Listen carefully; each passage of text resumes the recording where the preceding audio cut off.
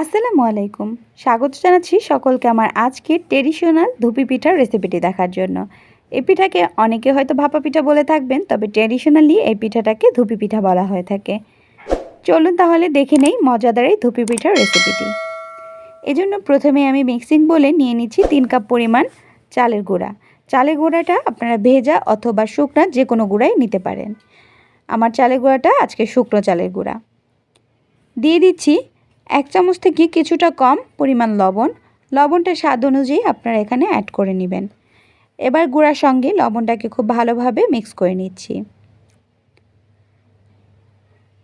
Mix করে নেওয়া হয়ে গেলে এখানে আমি অ্যাড করে দিব ফ্রেশ কোরানো নারকেল 2 কাপ পরিমাণ। নারকেলের পরিমাণটা এই পিঠাতে বেশি হলেই খেতে মজা লাগে। খুব ভালোভাবে গুঁড়ার সঙ্গে নারকেলটাকে একটু ডলে ডলে মিক্স করে নিতে হবে, যাতে করে সমস্ত জায়গায় নারকেলটা ছড়িয়ে যায় আর মাঝখানে বড় দলাও না পেকে থাকে। দেখে নিশ্চয়ই বুঝতে পারছেন যে আমি কিভাবে মেখে নিচ্ছি। এবার এখানে খেজুর গুড় নিয়েছি আমি প্রায় 2 কাপ পরিমাণ, 2 কাপের চেয়ে একটু বেশি হবে। তো সমস্তটা আমি একসঙ্গে দিইনি, আমি অল্প অল্প করে দিয়ে মিক্স করে দেখছি। তো আমার প্রায় অল্প কিছুটা গুড় রয়ে গিয়েছে, 2 কাপ পরিমাণ গুড় আমি লেগেছে। আমি পিঠাটা একটু বেশি মিষ্টি করতে চেয়েছি, তাই খুব ভালোভাবে মিক্স করে নিয়েছি। আর এখানে সামান্য পরিমাণ একটু পানি দিয়েছি। এটা মানে পিঠার এই গোলাটা যতটা সুন্দর সফট হবে, আমাদের পিঠাটাও কিন্তু ততটাই সফট হবে, যার কারণে এখানে আমি পানিটা অ্যাড করেছি। আর আজকের এই পিঠাটা কিন্তু আমরা রাইস কুকারে ভাপ দেব, যার কারণে আমি রাইস কুকারের ছাঁকনিটা নিয়েছি। আর ছাঁকনির মাঝে একটা পরিষ্কার পাতলা কাপড় বসিয়ে দিয়েছি। বসিয়ে দিয়ে এখানে সেই মিক্স করে নেওয়া পিঠার মিশ্রণগুলো আমরা এখানে দিয়ে দিচ্ছি। এটা খুবই আলতো হাতে চেপে চেপে বসাতে হবে, কোনোভাবেই কিন্তু জোরে জোরে চাপাচাপি করা যাবে না। জোরে জোরে চাপাচাপি করলে পিঠাটা ভেতর দিক থেকে আটকে যাবে, ভেতর থেকে কাঁচা থাকবে, সিদ্ধ হবে না। যার কারণে এটা আলতো হাতে এভাবে করে দিতে হবে। আর এই পিঠাটা আমার হাজব্যান্ডের খুব পছন্দ, আমাদেরও খুব ভালো লাগে, বাট তার সবচেয়ে বেশি পছন্দ, আর তার জন্যই এই পিঠাটা আমার করা। তো খুব ভালোভাবে আমি মিক্স করে দিয়ে এটাকে চেপে নিচ্ছি। আর আমার পিঠা যেহেতু রাইস কুকারে আমি পিঠাটাকে আজকে ভাপ দিব, সো আমি রাইস কুকারটাকে পানি গরম বসিয়ে দিয়েছি। এবার রাইস কুকারে আমি মাঝে পিঠাটাকে বসিয়ে দিচ্ছি।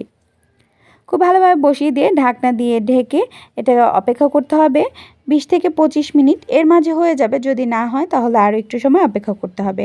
যে কোনো সাসলিক কাঠি দিয়ে আপনারা এটা চেক করে নিতে পারেন, অথবা পিঠার লুকসটা উপর দিক থেকে লুকসটা দেখলেই বুঝতে পারবেন যে পিঠাটা আমাদের সিদ্ধ হয়ে গিয়েছে।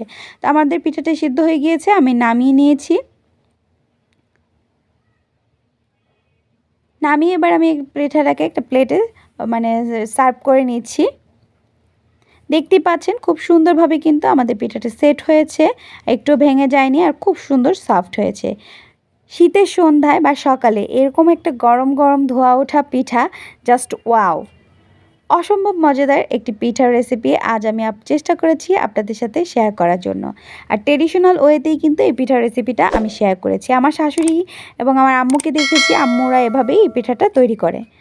সো দ্যাট আমি আপনাদের সাথে চেষ্টা করলাম তাদের এই রেসিপিটা শেয়ার করার জন্য যতটা সহজভাবে সম্ভব। আমি কেটে স্লাইস করে আপনাদেরকে একটু দেখিয়ে দিচ্ছি পিঠাটা কতটা সফট হয়েছে। প্লিজ যারা এখনও ভিডিওটিতে একটি লাইক দেননি, ভিডিওটিতে একটি লাইক দিয়ে চ্যানেলটি সাবস্ক্রাইব করে পাশে থাকবেন। পাশে থাকা বেল আইকনটি বাজিয়ে দিবেন। আজ বিদায় নিচ্ছি, আল্লাহ হাফেজ।